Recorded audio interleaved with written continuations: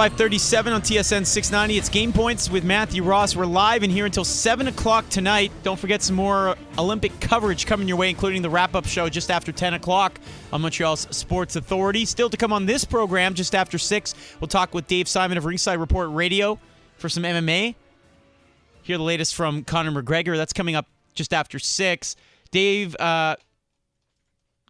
speaking of, besides Dave Simon, I should say, Mo Khan, we'll talk some CFL and Alouettes with him just after 6:30. But right now, we'll talk some NFL with our next guest. You can see his work on today's pigskin.com, 97.3 ESPN.com, and a host of other outlets. You can also follow him on twitter.com/JFMcMullen. It's John McMullen. Hey, John, how you doing?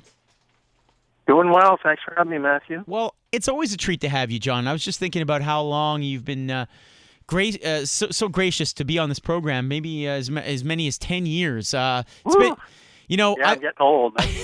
We all are. I've been on maybe twice now in the last 8 weeks. Just a lot of stuff going on this summer, so don't take offense that we haven't had you on lately.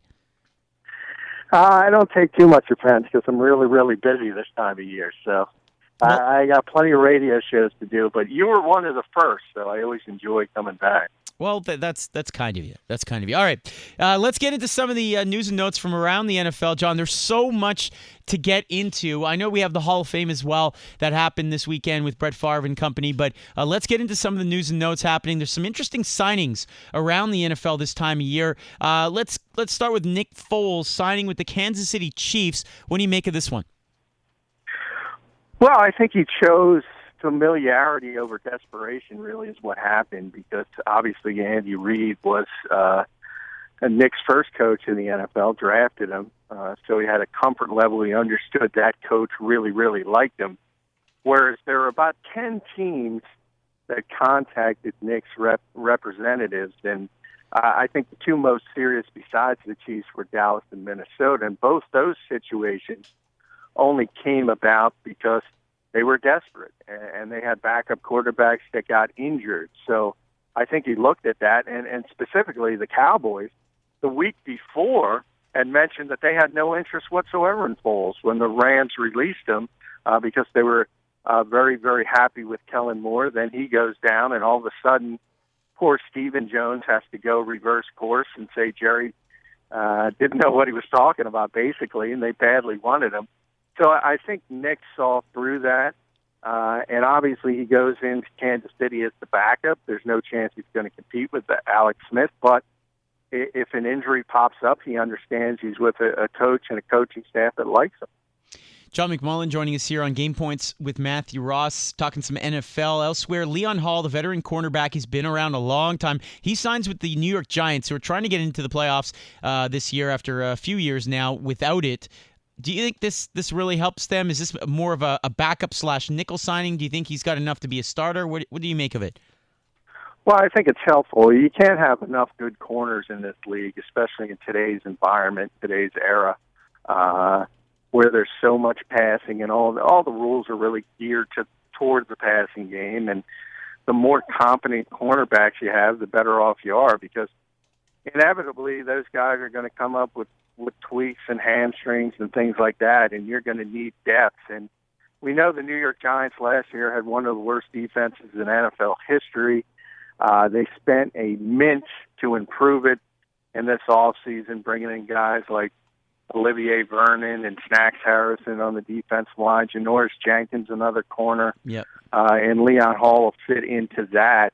So they've really, really improved their talent level on that side of the ball. My concern with the Giants is it's just not a plug and play league. It shows that every single year, and generally going into free agency and expecting that to turn around your team doesn't work, at least the first year, because guys need sort of a ramp up period to get used to a new system.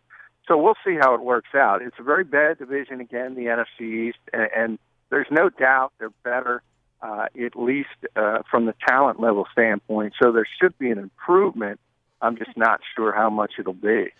Elsewhere, Le'Veon Bell says he's got all his speed back after his surgically repaired knee tells him that, or the results lately of him working it out say that he's ready to go. Now, we don't know whether or not he'll play in those first 4 games. Will it be cut? What do you make of this situation, first of all, with the off-field part where Bell was suspended the first 4 games, and then what do you expect of him now physically?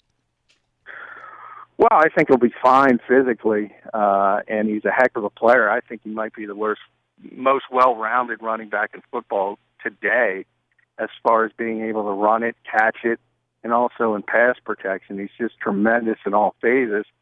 His issues, obviously, are off the field. And you're talking about a guy who missed at least 3 drug tests, not one. I think people don't understand the NFL rules. If you miss 1, you get a fine. If you miss 2, that goes up. You got to miss at least 3 before they talk about starting to suspend you. So weird. And it's very, very weird for Le'Veon Bell for a number of reasons. Namely, this is his contract year, and he was talking about wanting to be the highest-paid running back in football, $15 million a year. And if you're the Pittsburgh Steelers, I don't know how you make that financial outlay when you can't count on a guy to be on the field, because this is just the next stage. And if he's suspended 4 games, and I expect that to hold up, all of a sudden the next one will be 10 games, the next one will be a year. So it's a big concern about the way he's handled himself off the field. And the Steelers have to be cautious. What is really frustrating for Pittsburgh, they had a chance to have, they're still going to have a really good offense, but they could have had the best offense in pro football if you have Le'Veon Bell out there for 16 games. You have Martavis Bryant, but one's going to be gone for at least a month, most likely. The other's gone for a year. So it's really, really frustrating from an organizational standpoint when you're counting on these guys and they can't be mature enough to stay away from marijuana off the field. Chatting with John McMullen here on TSN 690's Game Points with Matthew Ross as we talk some NFL. JF McMullen, if you want to follow him on Twitter. Elsewhere, Britton Colquitt, the latest to criticize Justin Tucker. Now, Tucker's a great kicker with the Ravens. Colquitt's a punter with the Broncos. Justin Tucker claims that he could nail an 84-yard field goal in perfect conditions in Denver. I guess kind of mocking Mile High and some of the records involving Jason Elam and some of the others who've really kicked some far field goals in Denver. I know Janikowski had a big one for the Raiders a few years ago there as well. What do you make of Tucker's claim and then some of the ire of the other kickers? Well, I would just laugh it off, mainly if I were the other kid. If anybody can do it, it's Justin. I think he's the best kicker in football. But while you say that, that's kind of like guys that you hear every once in a while. Everybody talks about the sack record, defensive ends, and they're going to break it and get 25, 30 sacks, and you just kind of snicker because they're not. But hey, if you don't have confidence in yourself, who's going to have confidence in you? Justin's got the strongest leg in football. I think he's been the most accurate kicker, certainly amongst the top 2 or 3 over the past number of years. So he's as good as it gets as far as kicking goes. And there's no doubt Mile High it helps, and there's a reason all those records are set there, but he's taken it a little too far with 84 yards, maybe 70. I would buy that.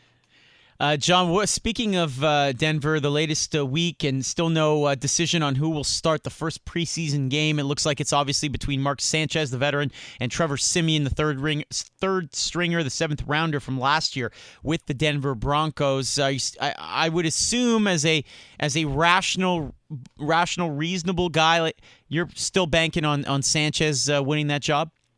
Yeah, I am. And I don't think it's a real concern to sort of jump the gun and go quickly about naming a starter for preseason week 1. Hugh Jackson in Cleveland was really intent on doing that, but that's a different situation where he wants to clearly identify RG3 and start the reclamation project, and I think he wants to give him some confidence. Where in Denver, I'm not sure if you even want Mark Sanchez to play all that much in the preseason. He is what he is at this stage. He's a veteran quarterback. He's going to at least understand the offense and do some things that you like as far as that goes. And I think Simeon needs as many reps as possible. So to me, it would make more sense to give the younger guy a lot more looks in the preseason. But it's always been Gary Kubiak's mentality that sort of iron sharpens iron, and he wants to foster this competition narrative. And I don't have a problem with that, because you want not only those two pushing each other, but also Paxton Lynch. And I think that's still the end game, is to get Paxton Lynch on the field and up to speed as quickly as possible. But it's going to take a while, because he came from obviously a spread offense in college. So I think Sanchez is going to be the bridge to Paxton Lynch. He is John McMullen, JF McMullen on Twitter. You can check out some of his work on todayspigskin.com, 973ESPN.com, and elsewhere. John, thanks so much for your time. Really appreciate it.